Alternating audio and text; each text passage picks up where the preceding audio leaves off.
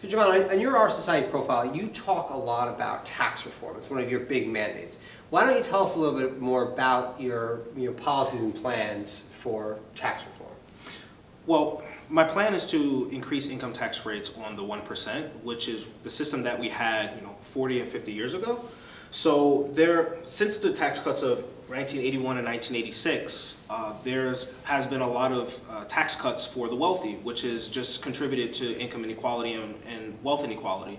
So my goal is to increase income tax rates on the 1% as well as a wealth tax, so we can finally address the situation of wealth inequality.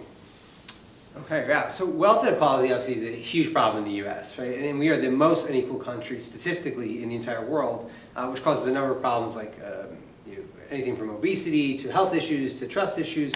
But what do you say? What do you say to someone who says, Javahn, that's fine. I support helping people, but I should be able to keep what I earn, or other people should be able to keep what they earn. So they're just against the concept of taxation under the guise of you should be able to keep what you earn.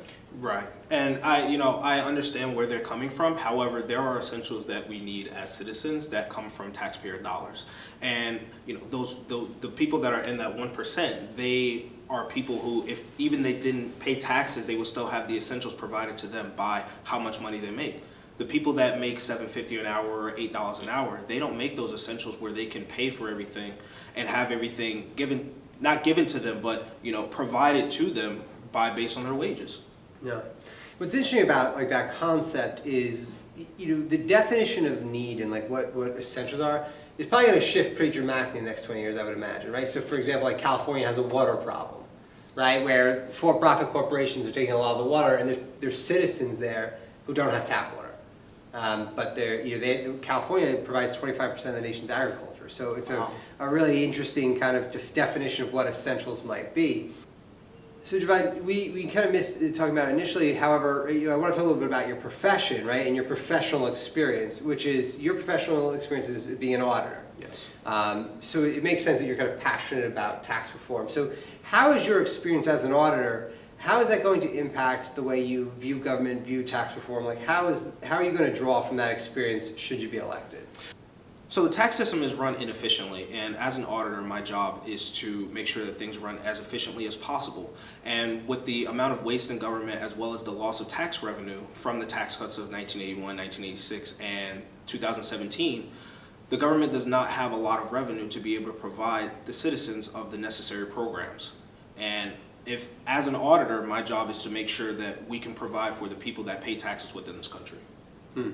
So essentially your argument is that taxes are the price we pay to exist in society. And whether we like it or not, if we're going to improve our overall condition, we have to increase the aggregate tax take. And you're suggesting that through taxing the wealthy, right? A progressive tax. So do you have anything in mind?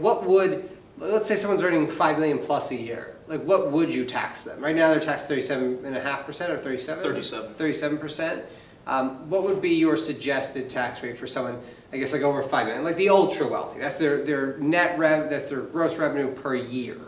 So what I would do is I would bring back the income tax rates of the 1950s and 1960s, where there was a 70% income tax rate for people that made that much money. Now, the 37% applies to people that make $500,000 or $5 million. Mm-hmm. I don't think that somebody making $500,000 should be paying the same tax rate as somebody making $5 million or $50 million. Yeah. And probably not the same as someone making $50,000. Right. And people that make $5 million or $500,000 can hire the tax attorneys and the tax preparers that can make them pay an effective lower income tax rate than somebody making $50,000. Yeah. Do you think is progressive tax enough? Is it going to bring us enough to really improve? Let's say the money can be used for a million different things, right? Education, social programs, infrastructure. Mm-hmm. Is progressive taxation enough, or do we as a collective kind of need to consider alternate means of increasing the aggregate tax take, maybe a VAT tax like they do in Europe? I mean, what's your perspective on that? I think a VAT tax is a good idea. However, with the level of wealth and income inequality that we have in our country, the progressive tax system should be able to be sufficient for our base now.